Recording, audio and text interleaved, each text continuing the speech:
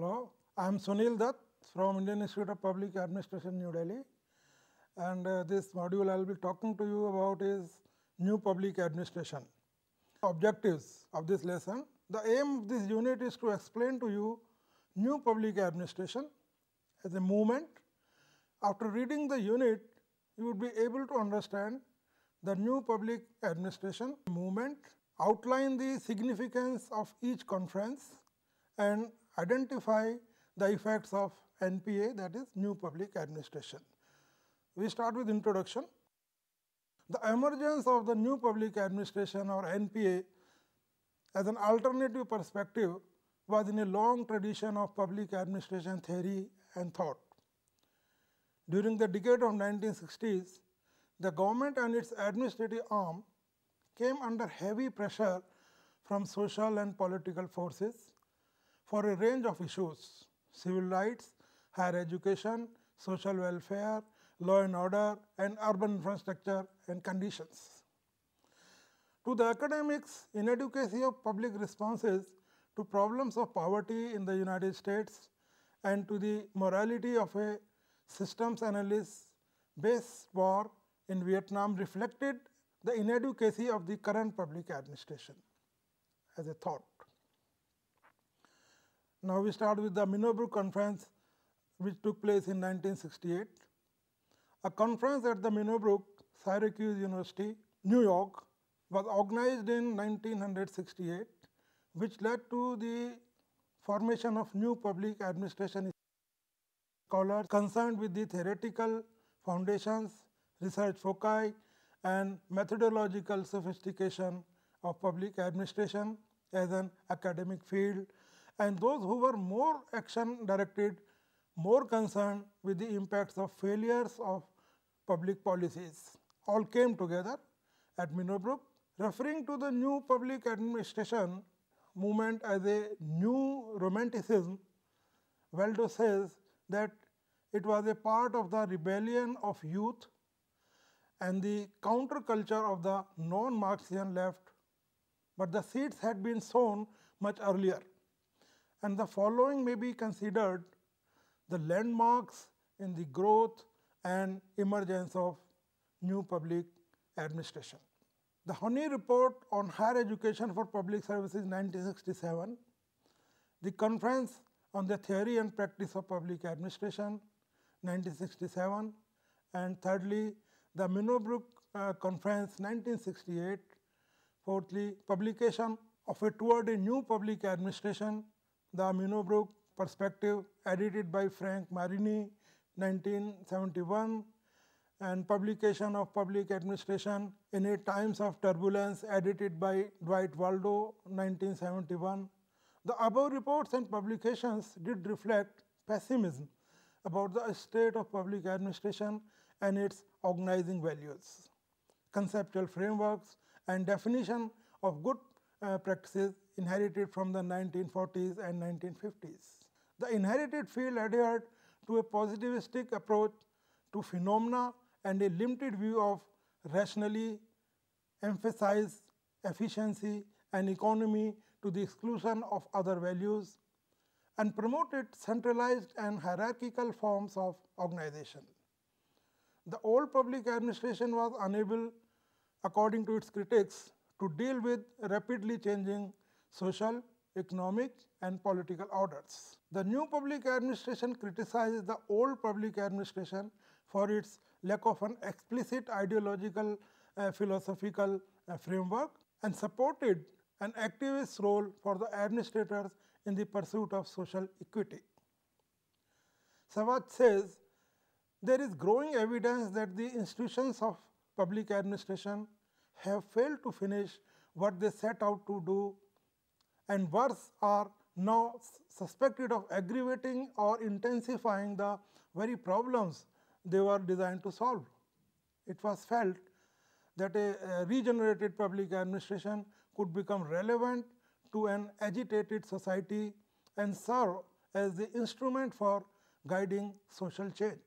Public administration was to be less insular, and more consideration would have to be given to the external relationships of public organizations and to the effects of their actions. Next, themes and values in NPA, New Public Administration. The philosophy and values of the New Public Administration were best articulated in Marini's book Towards a New Public Administration, which was published in 1971, and Waldo's Public Administration in a Time of Turbulence, published in 1971. The literature of the NPA stress four themes: relevance, values, equity, and change. The NPA was normative, rejecting the fundamental tenets of behavioralism and procedural neutrality of orthodox public administration, and supporting an activist role for the administrator in the pursuit of social equity. In this vein, Waldo supported organizational participation, decentralization, and representative bureaucracy as part of NPA movement. Organizational participation was to be a means for promoting change and dispersing power within the organization. Decentralization, like participation, was intended to disperse power and increase citizen involvement in governmental and organizational processes. Representative bureaucracy was meant to produce client-centered administration and representation of clientele interests by administrators. Proponents of the new public administration made much of value emphasis and normative foundations. The orthodoxy values of the field, which are economy, efficiency, effectiveness, responsiveness to elected officials, responsibility, were not wrong. They were necessary but not sufficient.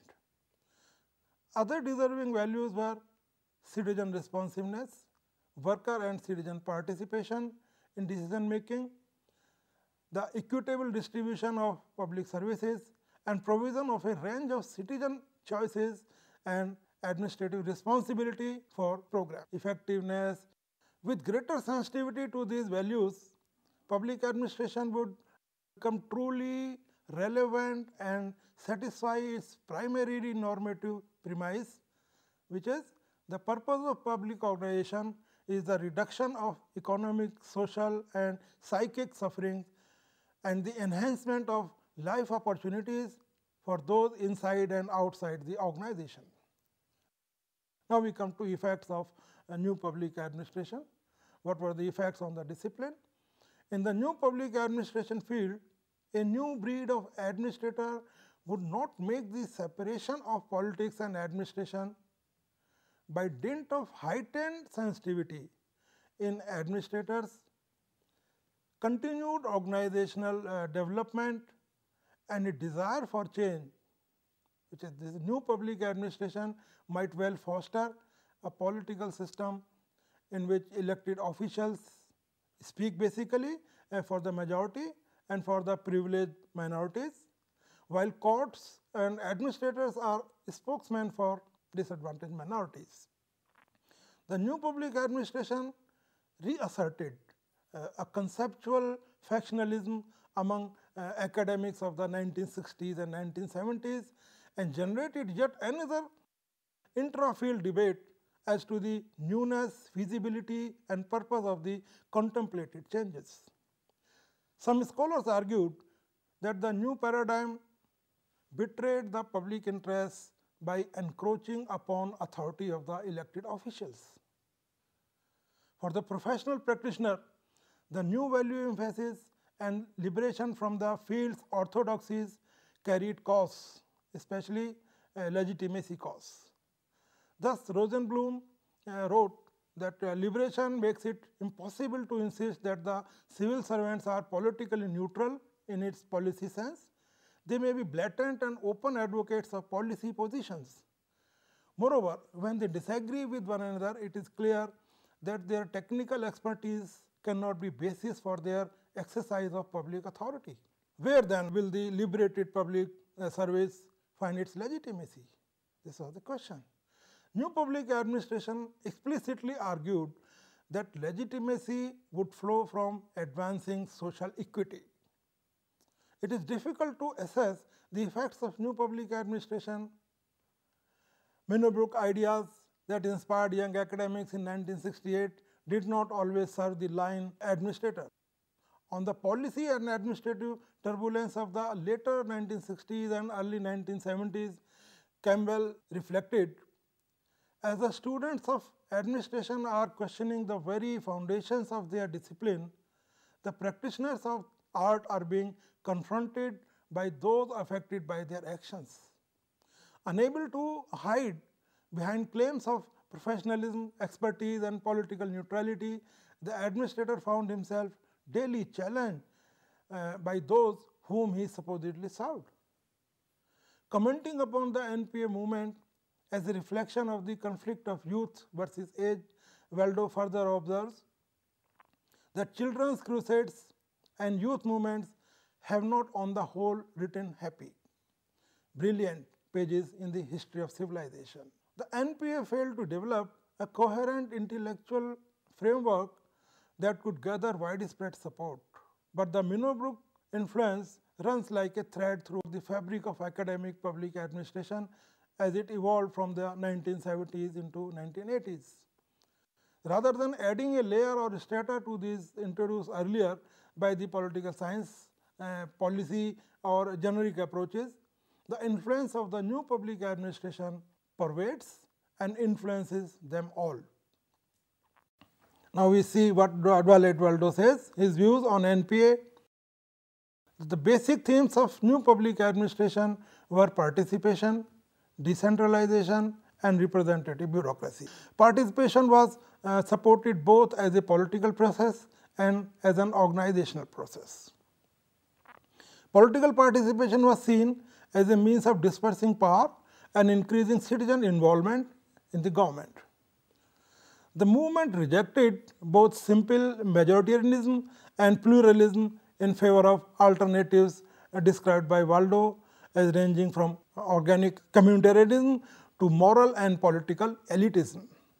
Support for organizational participation was part of what Waldo sees as the movement's massive hostility to anything perceived as bureaucratic. It was to be a means for promoting changes and dispersing power within the organization. Decentralization, like participation, was intended to disperse power and increase citizen involvement in governmental and organizational processes. Representative democracy was meant to promote client-centered administration and representation of clientele interests by administrators. Waldo had certain misgivings on the concepts of new public administration as a movement. On participation and representative bureaucracy, he asserts that the arguments are often ad hoc and inconsistent, if not dishonest. Supporters of participation, Waldo argues, seem to assume that some invisible hand will resolve the problems of coordination, order, and survival in the new system of highly dispersed power. He finds the movement to be inconsistent in its desire to have democracy while rejecting majoritarianism and pluralism, and in effect supporting rule by the minority itself. On decentralization, Waldo points out that a cogent case can be made for centralization and that neither case is universally right or wrong. Waldo finds some validity in the anti-organizational stance of the new public administration, but he considers much of the indictment to be unfair, spurious, and above all unrealistic. He notes that most innovative techniques and technologies have been created in bureaucratic organizations, and that the era of bureaucracy has been an era of rapid change. Even if the bureaucracy serves the status quo itself is not a monolithic interest, but a diversity of interests, all of which must be served. In addressing the question of efficiency, Waldo charges that the critics attack a narrow conception of efficiency that had long been discarded. He says that there is no such thing called public philosophy, and then the problem now is to find the boundaries of public administration. Now we come to second Minnowbrook Conference, what transpired there in 1989. In an introduction to a symposium on a second conference, Minnowbrook 2, which is called, Fredrickson summarized 9 major themes developed at the first Minnowbrook conference. It was in continuation of that, which had become important aspects of public administration according to him. These are: 1. The field has shifted focus in insignificant measure from the management of agencies to policy issues. Secondly, social equity has been added to efficiency and economy as a rationale for justification for policy positions. 3. Ethics, honesty and responsibility in government have returned again to the lexicon of public administration. Fourthly, he says the Minnowbrook perspective argued that as public needs change, government agencies often outlive their purposes. And fifth, change, not growth, has come to be understood as the more critical theoretical issue. And sixth, effective public administration has come to be defined in the context of an active and participative citizenry. Implementation moved center stage in studies of decision making in the 1950s and 1960s, but in the 1970s it came to be better understood that the more difficult challenge is to carry out decisions. And number 8, correctness of the rational model and the usefulness of the strict concept of hierarchy has been severely challenged according to him. 9th point, he says, while pluralism continues to be widely accepted as a useful device for explaining the exercise of public power, it has ceased to be standard for the practice of public administration. In the themes we find changing focus of public administration, professionals of new public administration school were to be more attuned to public policy issues, their implementation and their social equity consequences. Professionals were to be managers of change. In meeting their responsibilities, professionals were to support open organizations, citizen participation in the policy and administrative processes, and political representation of the unrepresented segments of the society. However, some scholars such as Brown asserted that 20 years of developments has not eliminated primary problems in public administration paradigm. Brown further says, the core of the field is not adequately nourished or integrated so that it can provide anchoring for the many diverse strands of interest that public administration now has or that might become a responsibility in the future. In the same second conference at Minnowbrook, Hart thus suggests the problem for public servants is that most of their attention must be given to the practical day-to-day operations of government, but included in their responsibilities should be concern for enhancing the civic characters of all involved. But designing more responsible organization is a difficult task in view of the nature of bureaucratic organizations, which are in favor of efficiency rather than responsible actions. Although social equity and human development concerns are emphasized, yet they did not find much place at Minnowbrook 2, surprisingly. In the second conference, the continued centrality of public management as a determinant of effective institutional performance was considered. Also considered was the possibility of structuring public administration as a design science, as suggested years earlier by Herbert Simon. According to Rosenblum, 3 developments deserving of attention involved: liberation of employees, increased representation of social groupings in the public workforce, and thirdly, greater participation by public employees in administrative decisions. They felt that liberation of public employees from hierarchical authority structures was a result of extensive unionization of public employees and legal decisions favoring employees' constitutional right during the 1960s and 1970s. To them, increased representation of disadvantaged groups was made possible by changes in federal law, court decisions, and societal attitudes. And greater participation by employees in decision making was facilitated by union contract provisions and also by changes in the culture of administration. This made managers more receptive to employees' views. Although by 1980s, many of the goals sought by the new public administration way back in 1968 to improve public sector performance were achieved in one form or the other. The political context had also changed in the meantime.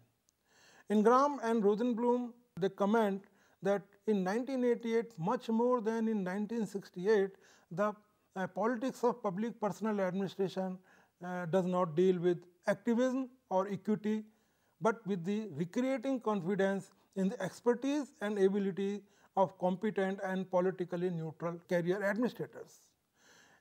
Among the factors identified in the reports were inadequate pay, delays in job offer, paperwork, and a ceiling on opportunities. The National Commission on the Public Services in the United States, in its report in 1989, reached a pessimistic conclusion applicable to all levels of government. It said, if these trends continue, America will soon be left with a government of the mediocre, locked into careers of last resort or waiting for a chance to move on to other jobs.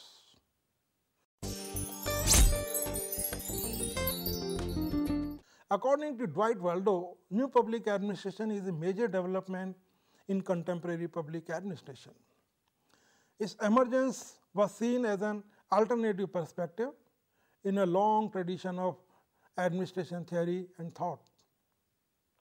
However, it contributed disjointedly to the dialectics among competing state visions and to the availability of many paradigms in the discipline.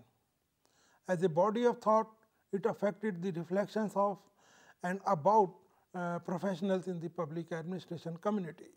Waldo further finds some validity in the anti-organizational stance of new public administration, but he considers that much of the indictment to be unfair, spurious, and above all unrealistic, as we said earlier. Since the new public administration emerged, questions of values and ethics have remained major items in public administration.